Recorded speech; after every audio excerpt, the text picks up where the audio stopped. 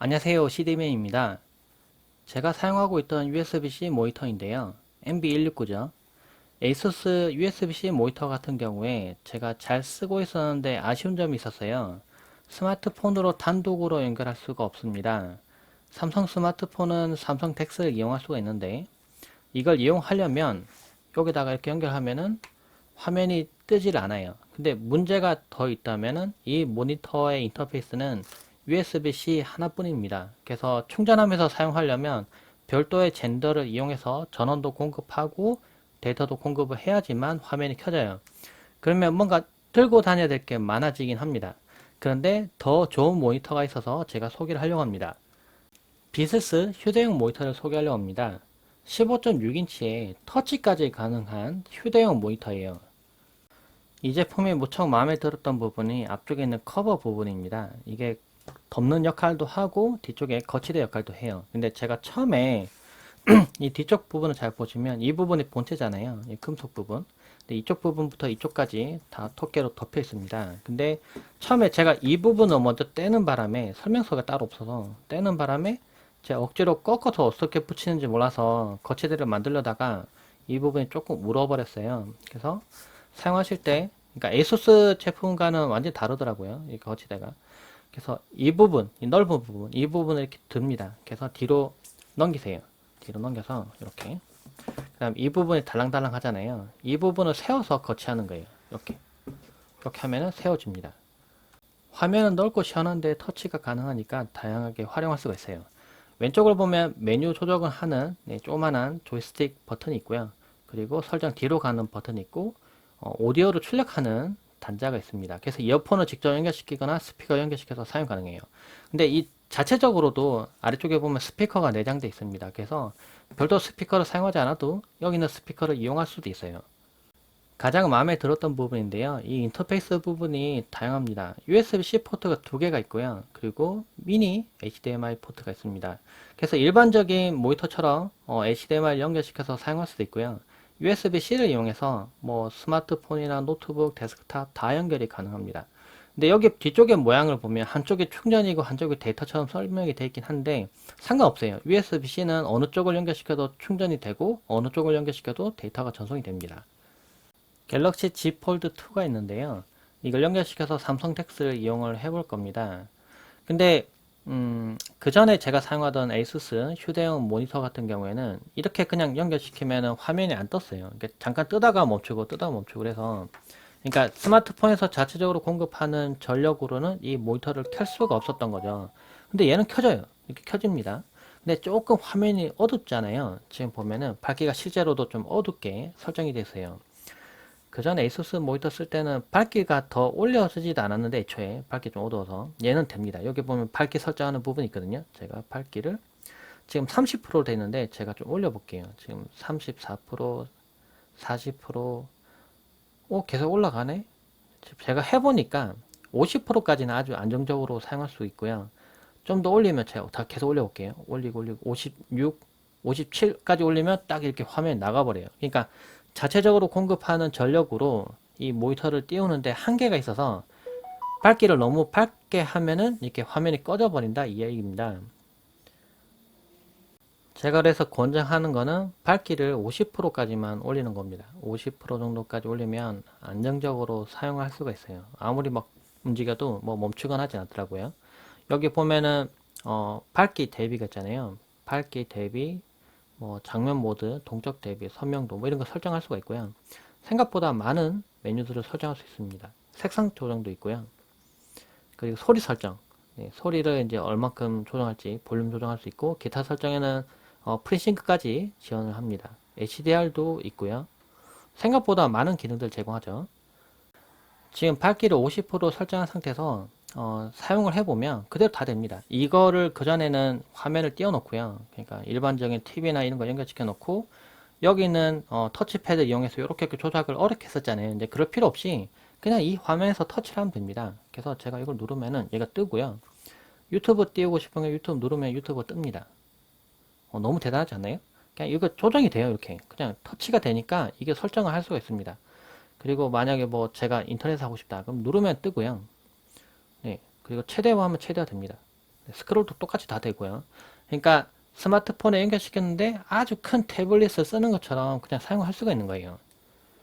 갤러리로 들어왔는데 갤러리로 들어와서 이렇게 찍어놨던 사진들도 이렇게 볼 수가 있습니다.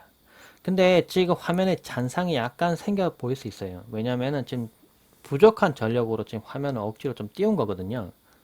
이럴 때는 보조 배터리를 이용할 수 있습니다. 보조 배터리 있잖아요. 그러니까 야외에 나갔다 생각해보고 이 옆에 USB-C 포트 한 개 더 있죠? 여기다가 그냥 보조 배터리를 연결하는 겁니다. 그러면 전원이 공급되면서 화면이 더 밝아져요. 그러니까 화면을 최대 밝기로도 사용할 수가 있는 거죠. 그리고 이렇게 사용하면 장점이라면은 스마트폰도 같이 충전돼요. 지금 같이 연결되기 때문에 이렇게 전원이 들어와서 이렇게 빠져서 다시 얘까지 충전이 되는 겁니다. 그래서 보조 배터리 있으면 야외에서 꼭 노트북을 사용하듯이 덱스를 그냥 편하게 사용할 수 있는 거예요. 배틀그라운드 게임을 해보고 있는데요. 덱스 모드에서 게임이 지원한다면 이렇게 큰 화면으로도 게임할 수가 있습니다. 그리고 화면 자체가 멀티터치를 지원하니까 이렇게 게임하는데 전혀 문제가 없어요. 이렇게 사용하면 옆에 실제로 동작시켜주는 스마트폰이 있지만 꼭 그냥 대형 태블릿을 놓고 게임을 하는 것처럼 할 수가 있습니다. 와, 이거 너무 좋은 것 같아요, 이거. 제가 사용하는 윈도우즈 노트북에 연결해 봤습니다. 이쪽은 레노버 노트북이고요. 제가 최근에 리뷰했던 모델이죠. 근데 화면을 봤을 때는 빛 반사가 없고 해서 터치가 안 되는 화면처럼 생겼는데 역시나 터치가 안 돼요. 실제로 이 노트북은 터치가 되는 화면은 아닙니다. 그래서 아래쪽에 있는 터치패드 이용해서 이렇게 할 수 있는데 지금 화면은 두 개를 똑같게 복제를 해둔 상태예요. 네, 복제를 해둔 상태인데 지금 이쪽은 확장된 모니터죠. 네, 모니터로 확장해 놨는데 이렇게 터치가 됩니다. 딱 보기에는 터치가 안 되는 화면처럼 생겼는데 터치가 돼요. 실제로 모니터를 이렇게 확장시켜서 사용할 때 편리한 점은 뭐 작업 같은 거 할 때 메인 디스플레이에는 뭐 업무 같은 걸 띄워놓고요. 이쪽은 참고할 자료 같은 걸 띄워놓고 이렇게 넘기면서 터치로 빨리빨리 작업할 수 있는 겁니다.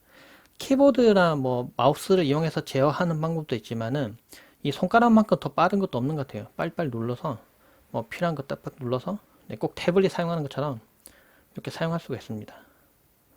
화면도 15인치로 높고 큰데 이렇게 터치까지 되니까 상당히 편리한 것 같아요. 근데 일부 노트북에서는 연결시켰을 때 터치가 안 먹긴 하더라고요. 버전 때문인지 안 먹는데 이 노트북 연결해봤는데 아주 잘 됩니다. 영상을 재생해보고 있는데요. 스피커가 이쪽에서 나오고 있습니다. 그래서 USB-C 케이블을 아주 멀리 확장시키면은 다른 사람에게 영상을 보여주는 용도로도 사용할 수 있을 것 같고요.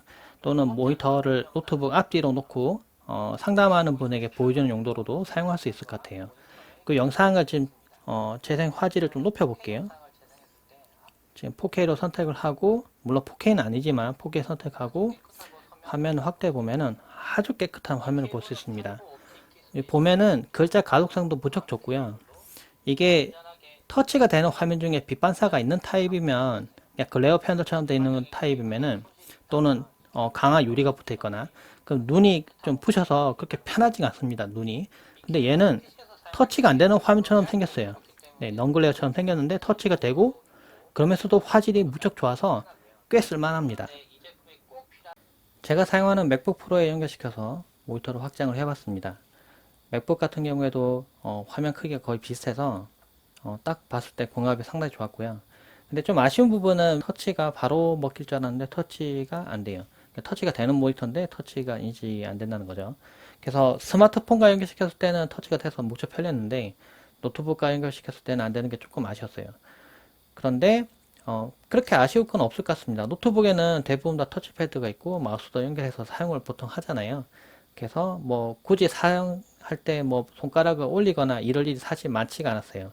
근데 생각해보니까 이 모니터 또 괜찮은 게 얼핏 보면은 이게 빛 반사도 없고 터치가 안 될 것처럼 생겼는데 터치가 됐던 거잖아요. 그 부분도 괜찮은 거네요. 빛 반사가 안 반사가 없다는 거. 보면은 맥북 프로의 기본 화면 같은 경우에 약간 반사가 있거든요. 근데 얘는 빛 반사조차도 없습니다. 제가 사용해봤을 때 이 모니터는 상당히 만족감을 주는 모니터였어요. 다양한 장치들과 아주 아무런 문제 없이 매끄럽게 다 연결되는 부분이 무척 좋았고요. 뭐 물론 좀 아쉽다면 노트북과 연결시켰을 때 이게 터치가 안 되는 부분 이런 부분 좀 아쉽긴 한데 안드로이드 그러니까 텍스 모드로 사용할 때 정말 최고 모니터라는 생각 들었고요. 그 베젤이 무척 얇습니다. 그러니까 아주 신형 모니터처럼 보이는 이렇게 베젤 얇은 디자인도 상당히 좋았고, 덕분에 전체적인 사이즈가 많이 작아진 느낌이 들어요. 그래서 들고 다니면서 사용하기에 무척 좋은 점. 그리고 스피커까지 내장하고 있는데 오디오 연결까지 확장을 고려한, 그러니까 확장성 자체는 무척 좋은 휴대용 모니터라고 생각이 들었습니다. 딱 내가 사용하는 용도에 딱 맞겠다 하시는 분은 구매해서 사용해 보시면 정말 좋은 모니터 될 것 같아요. 궁금하셨던 분들 참고되시길 바랍니다. 고맙습니다.